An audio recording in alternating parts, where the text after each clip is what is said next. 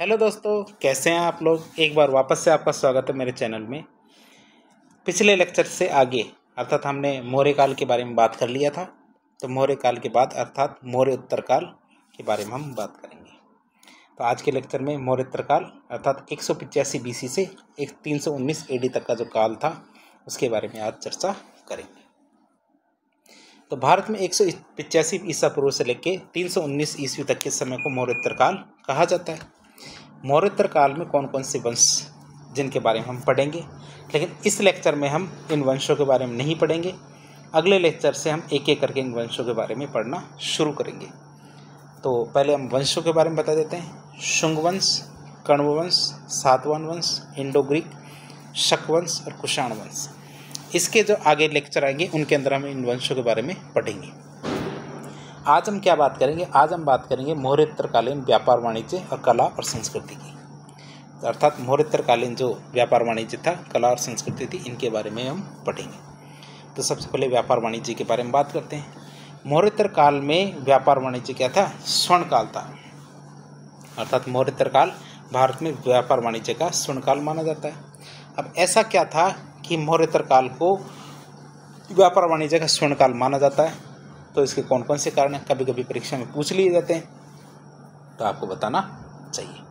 तो पहले बताते हैं कौन कौन से कारण हैं। ये हमारे पास बहुत सारे कारण हैं, तो आप कुछ कारणों को जरूर याद रखिएगा। पहली बात, भारत का जो रेशम मार्ग है इस पर अधिकार था। अर्थात जो रेशम मार्ग था उस पर भारत का क्या था? अधिकार था। और भारत एक मध्यस्थ के रूप में महत्वपूर्ण भूमिका निभाता था। अर्थात जो चीन से यूरोप के बीच में जो रेशम मार्ग बना हुआ था, ये भारत से होकर गुजरता था। कहाँ से होकर गुजरता था? भारत से। इसलिए रेशम मार्ग पर भारत का अधिकार था और भारत क्या करता था? मध्यस्थ के रूप में इसकी भूमिका सबसे ज़्यादा इम्पोर्टेंट हुआ करती थी। दूसरी, मौर्योत्तर काल में रोमन साम्राज्य अपने चरम स्तर पर था। मौर्योत्तर काल में क्या था? रोमन साम्राज्य अपने चरम स्तर पर था। भारत रोमन साम्राज्य के साथ व्यापार करता था। भारत क्या करता था? रोमन साम्राज्य के साथ व्यापार करता था। मौर्योत्तर काल में भारत में मुद्रा प्रणाली विकसित हो गई थी। जब मौर्योत्तर काल था तो मौर्योत्तर काल में क्या था? भारत में मुद्रा प्रणाली विकसित हो गई थी। इस वजह से भी मौर्योत्तर काल को व्यापार वाणिज्य का स्वर्ण काल माना जाता है। मौर्योत्तर काल में भारत में कई नगर विकसित हुए थे। कहते हैं मौर्योत्तर काल में भारत में बहुत सारे नगरों का विकास हुआ था। मौर्योत्तर काल में दक्षिण भारत में क्या चल रहा था? संगम वंश या संगम काल चल रहा था। मौर्योत्तर काल में क्या? दक्षिण भारत में संगम काल चल रहा था। मौर्योत्तर काल में दक्षिण भारत में संगम शासकों के रोमन साम्राज्य के साथ क्या थे? व्यापारिक संबंध थे। जो रोमन साम्राज्य है उनके जो व्यापारी थे उनसे हम क्या करते थे? व्यापारिक संबंध स्थापित रखते थे। किनके द्वारा? संगम शासकों के द्वारा। आगे के लेक्चरों में हम संगम साहित्य, संगम काल के बारे में भी चर्चा करेंगे। फिर एक अरिकामेडु जो वर्तमान में पांडिचेरी है, वहाँ से हमें क्या मिलते हैं? रोमन सिक्के मिलते हैं। इन रोमन सिक्कों के आधार पर हम तय करते हैं कि जो संगम काल है इनका व्यापार किनसे होता था? रोमन साम्राज्य से। अब मौर्योत्तर काल के बारे में बात करते हैं। मौर्योत्तर काल में 46 ईस्वी में यूनानी नाविक हिप्पालस, इसने क्या है? व्यापारिक पवनों की खोज कर दी थी। अर्थात व्यापारिक पवनों के सहारे नाव चलाकर भारत तथा भारत से वापस यूनान जाया जा सकता था। मौर्योत्तर काल की बात करें तो मौर्योत्तर काल में दक्षिण भारत में बहुत सारे बंदरगाह थे। तो बंदरगाहों के बारे में हम संगम काल के अंदर पढ़ेंगे कि कौन कौन से, जैसे चेर, चोल, पांड्या, इनके अंदर कौन कौन से बंदरगाह इम्पोर्टेंट हुआ करते थे, उनके बारे में देखेंगे। अब सबसे खास, सबसे इम्पोर्टेंट मौर्योत्तर कालीन मूर्तिकला के बारे में बात करते हैं। जो मौर्योत्तर काल की जो मूर्तिकला है, ये परीक्षा में सबसे ज़्यादा पूछे जाने वाला सवाल है, चाहे वो IAS की परीक्षा हो चाहे IRS की परीक्षा हो। तो मौर्योत्तर कालीन मूर्तिकला के बारे में बात करें तो मौर्योत्तर काल को भारतीय मूर्तिकला का स्वर्ण काल माना जाता है। तो मौर्योत्तर काल है, इसको क्या कहते हैं? भारतीय मूर्तिकला का स्वर्ण काल माना जाता है। भारत में मूर्तियों का निर्माण क्या है? सिंधु घाटी सभ्यता से ही शुरू हो गया था। अर्थात सिंधु घाटी सभ्यता के दौरान हमने नर्तकी की मूर्ति देखी थी, पुरोहित राजा की मूर्ति देखी थी। लेकिन है ना, सिंधु घाटी सभ्यता के समय जो मूर्तियाँ होती थी उसमें सुंदरता और तकनीक का अभाव होता था। सुंदरता तकनीक का क्या होता था? अभाव होता था। लेकिन जो मौर्योत्तर काल की जो मूर्तियाँ हैं उसमें काफ़ी सुंदरता दिखाई देती है। मौर्योत्तर काल में भारत में जो निर्मित मूर्तियाँ थी उसमें तकनीक का अनूठा समावेश था। मौर्योत्तर काल की जो मूर्तियाँ थी उसमें क्या था, तकनीक का अनूठा समावेश। मौर्योत्तर काल में कुषाण वंश और सातवाहन वंश के शासकों ने तो भारतीय मूर्तिकला को संरक्षण तक दिया था। जो कुषाण वंश है, कुषाण वंश को क्यों याद किया जाता है? वैसे कुषाण वंश को याद किया जाता है क्योंकि उनके द्वारा सोने के सिक्के चलाए गए थे। शुद्ध सोने के सिक्कों के नाम के लिए आप यदि किसी को चुनेंगे तो कुषाण वंश को याद रखेंगे। लेकिन यहाँ पे हम कुषाण वंश को क्यों याद करेंगे? क्योंकि कुषाण वंश और सातवाहन वंश ने क्या किया था, तो इनके जो शासक थे उन्होंने भारतीय मूर्तिकला को संरक्षण दिया था। बौद्ध धर्म के प्रभाव के कारण क्या मौर्योत्तर काल में भारत में बुद्ध की मूर्तियों का निर्माण सबसे ज़्यादा मात्रा में हुआ था। क्यों? क्योंकि उस समय क्या था, बौद्ध धर्म का प्रभाव सबसे ज़्यादा था। जब बौद्ध धर्म का प्रभाव सबसे ज़्यादा था तो भगवान बुद्ध की मूर्तियाँ बनना तो स्वाभाविक ही था। भारत में मौर्योत्तर काल की जो मूर्तियाँ हैं उन पर रोमन, ग्रीक और फारसी प्रभाव भी दिखाई देता है। अर्थात मौर्योत्तर काल में जो भारत में मूर्तियाँ बनी थी उसमें रोमन, ग्रीक और फारसी प्रभाव देखने को मिलता है। मौर्योत्तर काल में भारत में मूर्तिकलाएँ बनी तो थी, लेकिन इनको 3 भागों में बांटकर हम पढ़ते हैं। कौन कौन से? गांधार मूर्तिकला, मथुरा मूर्तिकला और अमरावती मूर्तिकला। तो इन 3 भागों में बांट के इनको पढ़ते हैं। सबसे पहले बात करते हैं हम गांधार मूर्तिकला के बारे में। तो सबसे पहले बात करें गांधार मूर्तिकला। तो गांधार मूर्तिकला में बात करें तो इनको राजकीय संरक्षण प्राप्त था। मौर्योत्तर काल में भारत में कुषाणों ने गांधार मूर्तिकला को संरक्षण दिया था। हम इसको थोड़ा कंपैरेटिव पढ़ते हैं, अर्थात तीनों को एक साथ पढ़ने का प्रयास करते हैं। तो गांधार मूर्तिकला को क्या था, जो राजकीय संरक्षण था। और इसमें क्या है, दूसरी वाली देख लेते हैं। दूसरी वाली हमारी कौन सी? मथुरा मूर्तिकला। मथुरा मूर्तिकला, तो इसमें भी जो मूर्तिकला शैली है इसको राजकीय संरक्षण प्राप्त था।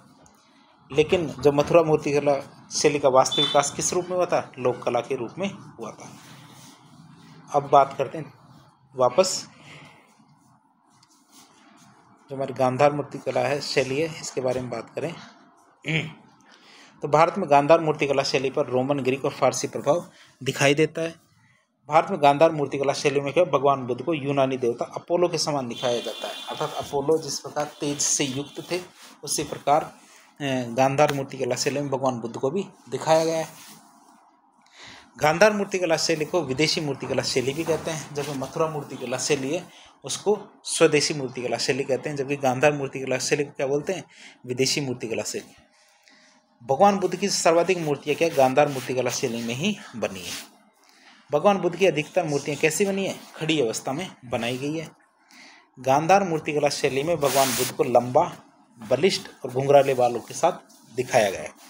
कैसा बताया गया है? भगवान बुद्ध लंबे हैं, बलिष्ठ है अर्थात बॉडी बिल्डर है, और घुंघराले हैं। तो इस तरह से प्रिडिक्ट किया गया है किसी भगवान बुद्ध को। गांधार मूर्तिकला शैली को क्या बोलते हैं? भौतिकतावादी मूर्तिकला।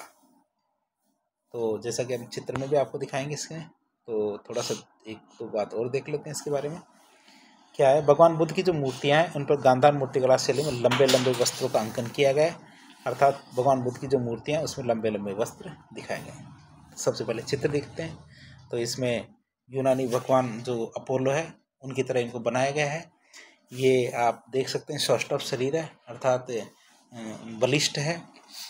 इनके कपड़े हैं तो आपको लंबे लंबे कपड़े भी देखने को मिलेंगे।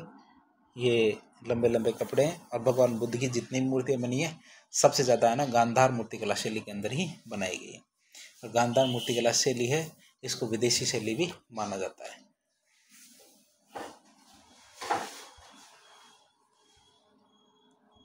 तो हम इसके बारे में देखते हैं आगे। जो गांधार मूर्तिकला शैली में किस पत्थर का प्रयोग सबसे ज़्यादा किया जाता है?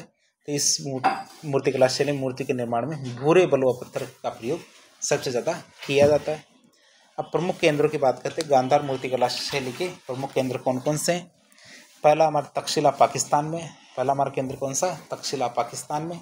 दूसरा बामियान अफगानिस्तान में। बामियान के अंदर जो भगवान बुद्ध की जो मूर्तियाँ हैं उनको तालिबान के द्वारा तोड़ दिया गया है, लेकिन फिर भी वो सबसे ज़्यादा इम्पोर्टेंट है। फिर हमारे भीमरान जो अफगानिस्तान में, और हद कहाँ पे? अफगानिस्तान में। तो इस तरह गांधार मूर्तिकला शैली के 4 केंद्र हैं। तक्षशिला पाकिस्तान में, बामियान अफगानिस्तान में, भीमरान अफगानिस्तान में और हद कहाँ? अफगानिस्तान में। तो 4 हमारे केंद्र हैं। फिर दूसरी आती है हमारी मथुरा मूर्तिकला शैली।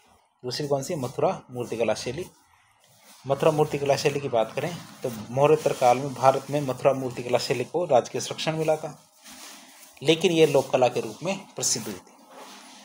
जो हमारी मथुरा मूर्तिकला शैली है इसको स्वदेशी मूर्तिकला शैली भी कहा जाता है। भारत में मथुरा मूर्तिकला शैली में बौद्ध धर्म, जैन धर्म और हिंदू धर्म से संबंधित मूर्तियाँ बनी थी। भारत में जो मथुरा मूर्तिकला शैली है उसमें क्या बौद्ध धर्म, जैन धर्म और हिंदू धर्म से संबंधित मूर्तियाँ बनी थी। भगवान बुद्ध की पहली मूर्ति की बात करें तो भगवान बुद्ध की प्रथम मूर्ति मथुरा मूर्तिकला शैली में बनी थी, लेकिन गांधार मूर्तिकला शैली में सबसे अधिक मूर्तियां संख्या में बनी थी। मथुरा मूर्तिकला शैली की सबसे ज़्यादा मूर्तियां किस अवस्था में बनी हुई है? पद्मासन अवस्था में। जबकि गांधार मूर्तिकला शैली में अधिकतर मूर्तियां कैसे बनी हुई है? खड़ी अवस्था में बनाई गई है। मथुरा मूर्तिकला शैली क्या आध्यात्मिक मूर्तिकला शैली है। कैसी है? आध्यात्मिक मूर्तिकला शैली। जबकि गांधार मूर्तिकला शैली थी ये भौतिकतावादी मूर्तिकला शैली थी। जो कुषाण शासक थे तो कुषाण शासकों ने जो मथुरा मूर्तिकला शैली को संरक्षण दिया था। इस तरह आप देख सकते हैं। आपको मथुरा मूर्तिकला शैली की एक तस्वीर है वो दिखा देते हैं, जो भगवान बुद्ध को बैठी हुई अवस्था में दिखाया गया है। लाल बलुआ पत्थर है। तो लाल बलुआ पत्थर के बाद हम देखते हैं मथुरा मूर्तिकला शैली में भगवान बुद्ध को साधु के समान दुबला पतला दिखाया गया है। मथुरा मूर्तिकला शैली में भगवान बुद्ध के चेहरे पर अत्यधिक तेज भी दिखाया जाता है। मथुरा मूर्तिकला शैली में लाल बलुआ पत्थर का प्रयोग किया जाता है। किसका? लाल बलुआ पत्थर का प्रयोग किया जाता है। अब मथुरा मूर्तिकला शैली के कौन कौन से केंद्र है? ये मथुरा हमारे उत्तर प्रदेश में, सारनाथ वाराणसी उत्तर प्रदेश में, सांची जो हमारे मध्य प्रदेश रायसेन में है। तो इस तरह मथुरा मूर्तिकला शैली के 3 केंद्र हैं। कौन कौन से? मथुरा जिला उत्तर प्रदेश, सारनाथ वाराणसी उत्तर प्रदेश, सांची रायसेन मध्य प्रदेश। तो इस तरह मथुरा मूर्तिकला शैली के 3 केंद्र हैं। इसके बाद आते हैं हमारे अमरावती मूर्तिकला शैली। अमरावती मूर्तिकला शैली की बात करें तो मौर्योत्तर काल में भारत में अमरावती मूर्तिकला शैली को राजकीय संरक्षण मिला, लेकिन भारत में अमरावती मूर्तिकला शैली का वास्तविक विकास कैसे हुआ? लोक कला के रूप में हुआ था। अमरावती मूर्तिकला शैली कैसी है? स्वदेशी मूर्तिकला शैली है, अर्थात हमारे देश की मूर्तिकला शैली है अमरावती। तो ये मौर्योत्तर काल की शैली है। मौर्योत्तर काल में भारत में अमरावती मूर्तिकला शैली में बौद्ध धर्म, जैन धर्म और हिंदू धर्म सभी धर्मों से संबंधित बहुत सारी मूर्तियां बनी है। सभी धर्मों से संबंधित क्या है? बहुत सारी मूर्तियां बनी है। तो हम देख सकते हैं तो ये संगमरमर की मूर्तियां हैं। तो आप देख सकते हैं कितनी सुंदर मूर्तियां अमरावती मूर्तिकला शैली की। तो भारत में अमरावती मूर्तिकला शैली में धार्मिक और गैर धार्मिक सभी प्रकार की मूर्तियों का निर्माण हुआ है। अमरावती मूर्तिकला शैली में क्या था? सफ़ेद संगमरमर के पत्थरों का प्रयोग बहुत ज़्यादा किया गया है। अमरावती स्तूप भी इसके अंदर बहुत बढ़िया तरीके से काम में लिया गया है। अमरावती मूर्तिकला शैली के प्रमुख केंद्र कौन कौन से? अमरावती जो हमारे आंध्र प्रदेश में, नागार्जुनकोंडा और घंटसाल, ये 3 केंद्र हमारे अमरावती मूर्तिकला शैली के। तो इस तरह आज हमने देखा जो मौर्योत्तरकालीन कला है, सामाजिक स्थिति है, राजनीतिक स्थिति है, इनके बारे में देखा। मौर्योत्तर काल से संबंधित जो भी राजवंश है उनको हम अगले पार्ट के अंदर देखेंगे।